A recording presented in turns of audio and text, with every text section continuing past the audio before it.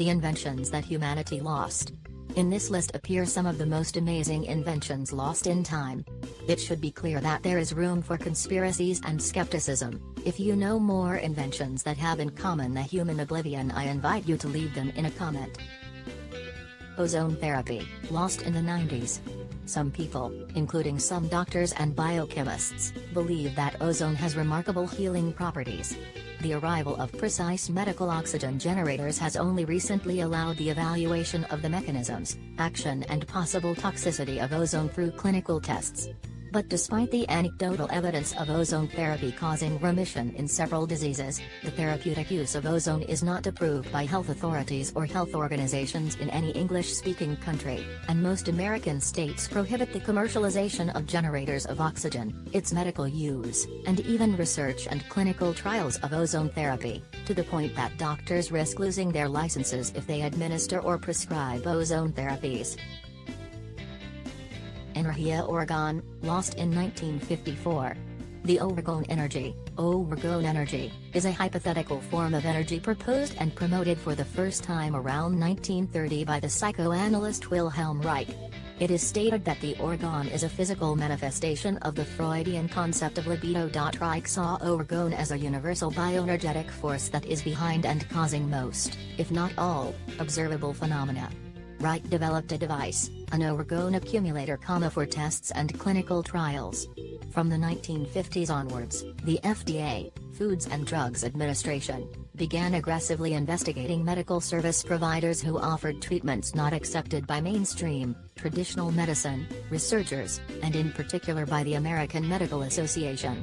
Reich was one of those providers. On February 10, 1954, the district attorney for Maine, acting on behalf of the FDA, filed a complaint requesting a permanent injunction under Sections 301 and 302 of the Federal Food, Drug and Cosmetic Act to avoid interstate shipments of Orgone accumulators and to censor some of Reich's writings. Law court accepted and ordered that all accumulators and their parts be destroyed. All written material on how to use the accumulators should also be destroyed. He also censored 10 of the Reich books that mentioned the orgon, and even that which made reference to it. Greek fire, lost during the Byzantine Empire. The Greek fire was an incendiary weapon used by the Byzantine Empire.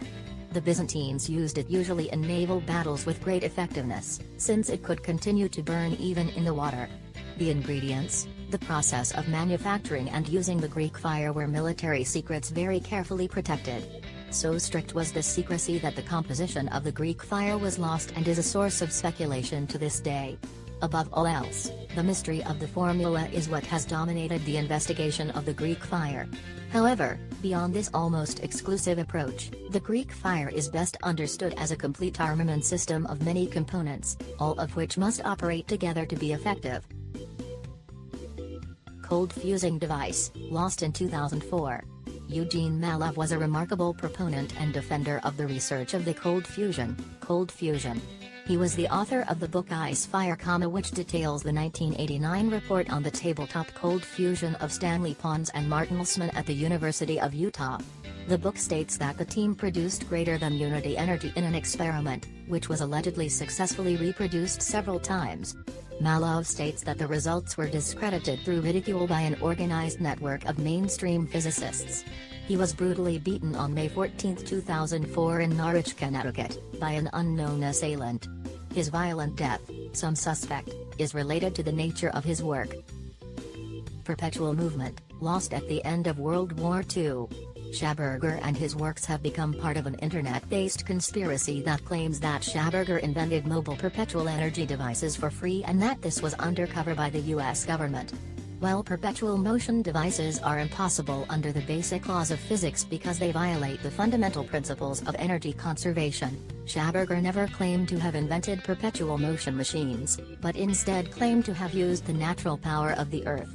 After World War II, Schaberger was captured by U.S. intelligence agents and held in custody for 9 months. They confiscated all their documents and prototypes and interrogated him to determine his activities during the war. Earthquake machine, lost in? At one point, experimenting with mechanical oscillators, Nikola Tesla allegedly generated resonances in several buildings, causing complaints to the police. When the speed increased, he reached the frequency of his own building, and when he realized, belatedly, of the danger he was facing, he was obliged to hit the machine with a hammer and finish the experiment, just when a group of police officers arrived at the scene. The popular Discovery Channel show The Mythbusters, examined Tesla's claim to have created an earthquake machine in his 60th program. They tested the phenomenon known as mechanical resonance on a bridge for traffic, which are built to resist these forces. While a steel beam was diverted several centimeters in each direction by its oscillator, and they themselves reported having felt the bridge shake several meters, there were no earthquake effects. It is worth mentioning that in the times of Tesla, buildings were not built to withstand these effects. Flexible glass, lost between 14 and 37 BC, controversy. The flexible glass is a lost invention of legend, from the time of the Roman Emperor Tiberius Caesar, between 14 BC to 37 BC. According to the story of Isidoro da Sevilla, the artisan who invented the technique brought to Caesar a drinking bowl made of flexible glass, and Caesar threw it on the floor, where the material was dented instead of broken.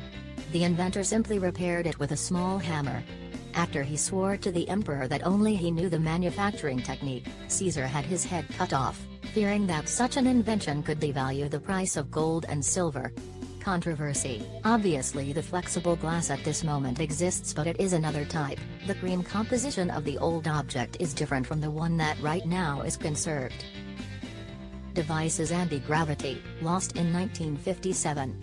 In 1956, the publication on aviation trade Interavia published that Thomas Townsend Brown had made substantial progress in the investigation of anti-gravity or electrogravitational propulsion. The main American aerospace companies had also been involved in this investigation, which would have become classified topic for the year 1957.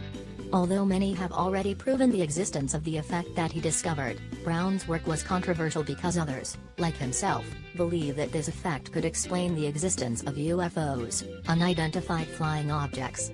Brown's research has become a popular persecution species around the world, with amateur experimenters reproducing their earliest experiments in the form of high-voltage powered elevators. Cell of water fuel, lost in the OOS. Stanley Meyer registered 9 patents related to his water fuel cell car. He was subsequently sued by 2 investors, and the court found him guilty of serious and atrocious fraud, ordering him to pay investors his $25,000.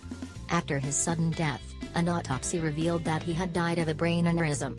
Those who supported Meyer continue to claim that he was killed by the big oil, Arab death squads, Belgian assassins, or the US government in order to silence their investigations.